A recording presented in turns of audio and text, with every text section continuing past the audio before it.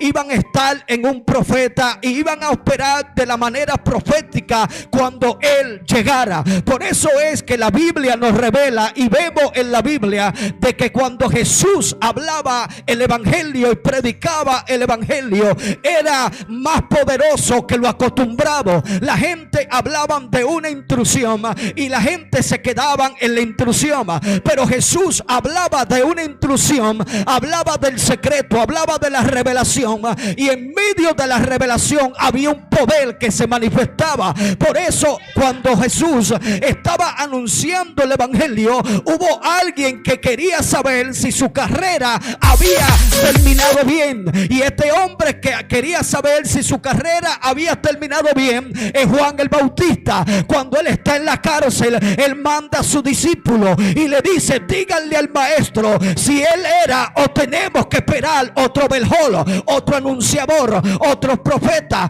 otro que anuncia la palabra de Dios. Entonces el código no era responderle a Juan: yo soy el predicador, yo soy el enviado. El código estaba basado en un secreto, y el secreto del código de la pregunta o de la respuesta de la pregunta era que Jesús le contestó a los discípulos de Juan: díganle a Juan que el evangelio es anunciado, que los cojos andan, los ciegos ven, los mudos hablan, los paralíticos son sanados, y a los pobres les es anunciado el evangelio de Dios.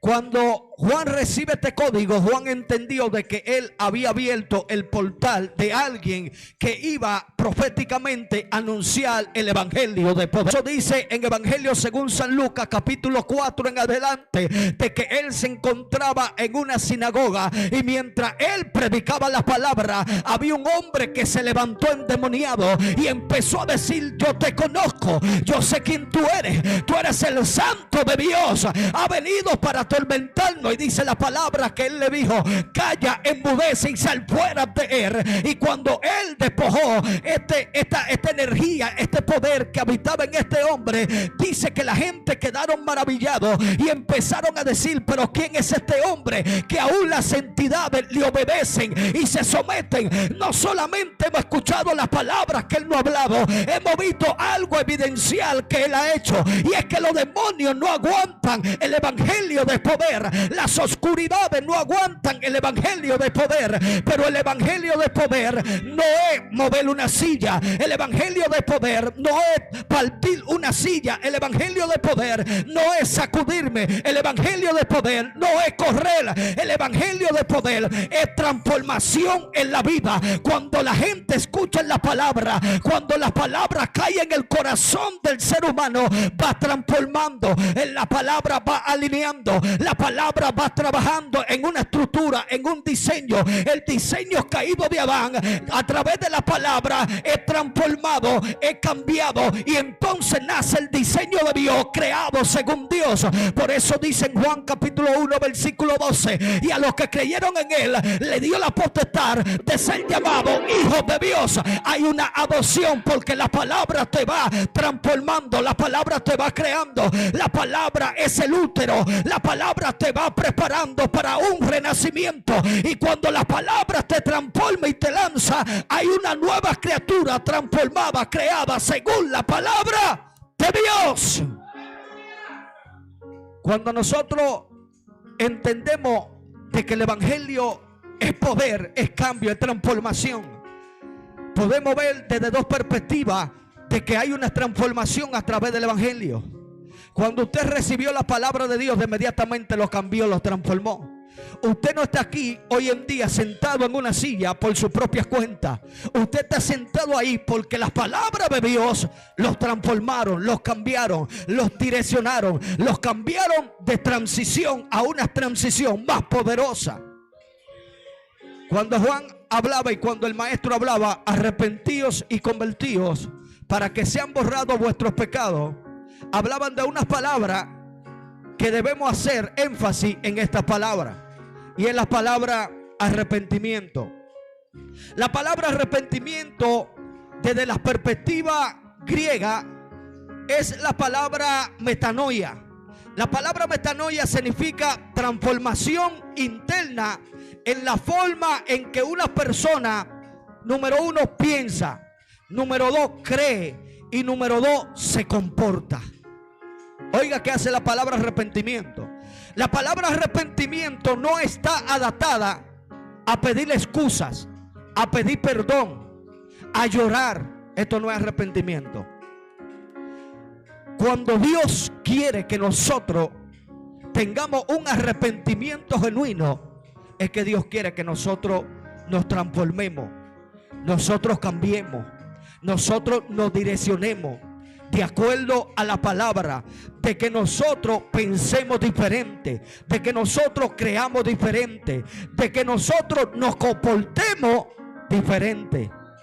Porque que Dios no busca que nosotros lloremos y digamos: Dios, perdóname, pero no hay un cambio, no hay una transformación, no hay una transición. Dios quiere que nosotros transicionemos. Escuche esto: cuando Dios vio que Samuel lloraba, y Samuel lloraba diariamente, porque Samuel lloraba por el ungido de Dios llamado Saúl, Dios tuvo que hablarle en medio de su sentimiento, en medio de la emoción, y le dijo: Samuel, ya no me llores más por Saúl. ¿Por qué? Porque Saúl no se había arrepentido. Saúl había cometido una infracción delante de Dios que lo separó de Dios. Era un ungido, pero separado de Dios. El Rúa, el Espíritu de Dios, posaba sobre Saúl de vez en cuando, pero ya el Rúa no posaba. Pero hay un misterio aquí, que cuando Dios en medio del sentimiento le habla al profeta y le dice: no me llore más por Saúl, porque Saúl le he dado tiempo y no hay un cambio, no hay una transformación, no hay un cambio de carácter, de personalidad. Entonces Dios le dice: me he reservado a alguien de la casa de Isaí. Pero dice que Samuel dijo: ¿cómo voy a ir a la casa de Isaí? Si él se da cuenta, es capaz de mandarme a eliminar. Y le dijo: ve allá y dile que tú vas a hacer una convocación. Y cuando el profeta llegó a la casa de Isaí, número uno, los hombres de Dios muchas veces cometen error. Diga: los hombres de Dios muchas veces cometen error. Diga: la mujer de Dios muchas veces cometen error. Pero escuche bien, muchas veces los errores que usted cometa, el error que usted cometa no lo va a eliminar del propósito de Dios.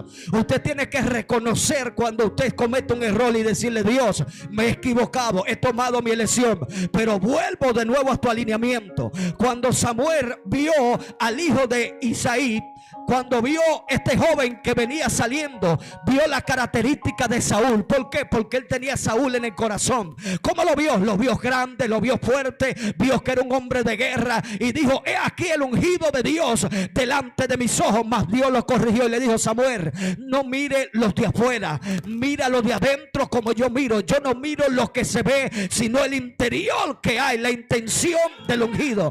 Pero la Biblia dice que mientras los hijos de Isaí pasaban de pasarela, hubo algo, y era que había alguien que atendía las ovejas. Había alguien que no estaba en el núcleo familiar, de que estaba distanciado, de que estaba en los montes. Y Samuel dijo: pero ven acá, Elí, ¿acaso tú tienes una canita al aire? ¿Acaso hay alguien que no sea del núcleo familiar? ¿Hay alguien que no esté aquí? Porque Dios me envió y me dijo que de tu casa ungiera el rey. Y él le dijo: yo tengo uno, es David, que está cuidando las ovejas. Y dice que el profeta dijo: no me voy a sentar a la mesa hasta que él llegue. Y cuando llegó David, ahí entonces el profeta vino palabra de Dios y le dijo: he aquí delante de ti mi ungido, levántate, úngelo, porque yo me he tomado de él.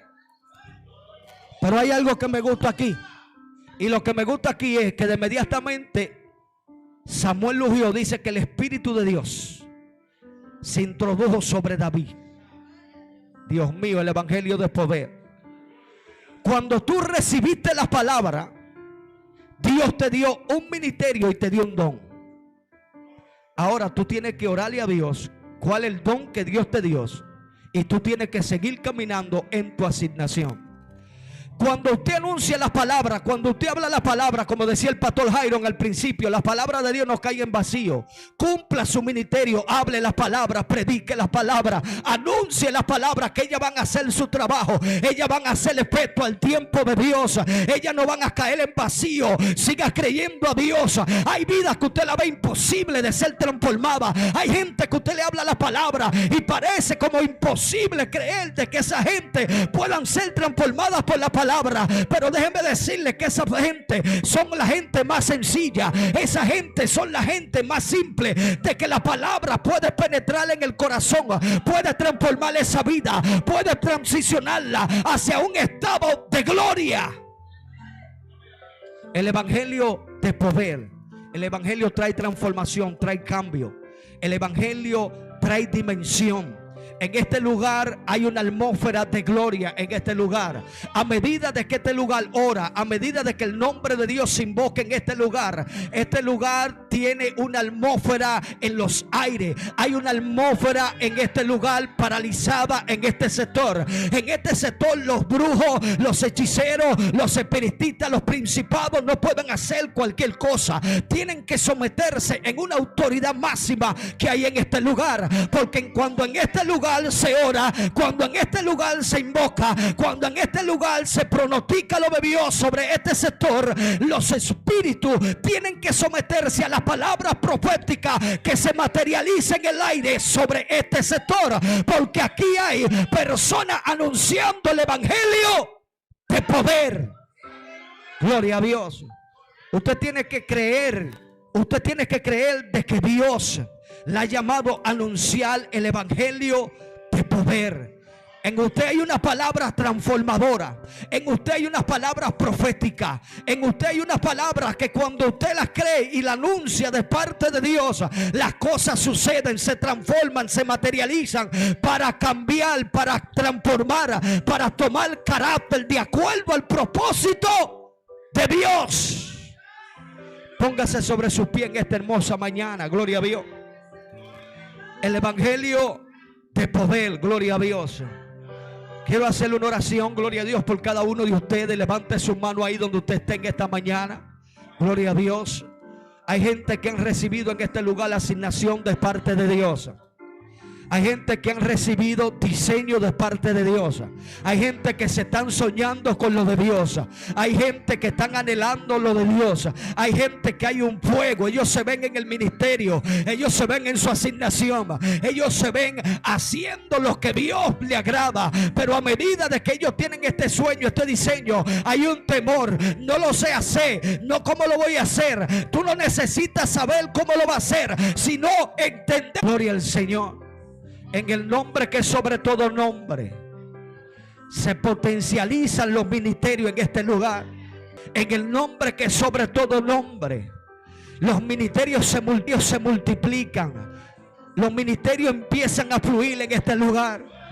Los ministerios entran en una dimensión de multiplicación en este lugar. Gente nueva viene en este lugar. Gente que se fueron retornarán. Hay una fuente que está rota en este lugar y se está derramando en este sector. Lo creemos en esta hora, Padre amado. Creemos, Dios mío, que los ministerios, Dios, se levantan en el poder de tu palabra. En el ministerio, Dios, se levantan con unas palabras de evidencia. El diablo, los demonios, los principados, Dios, se someten a las palabras de poder a través de ellos, a través de ella, en el nombre que es sobre todo nombre.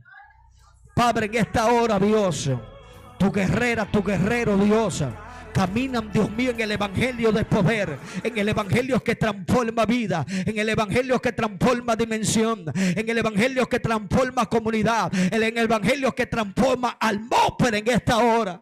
En el nombre que es sobre todo nombre,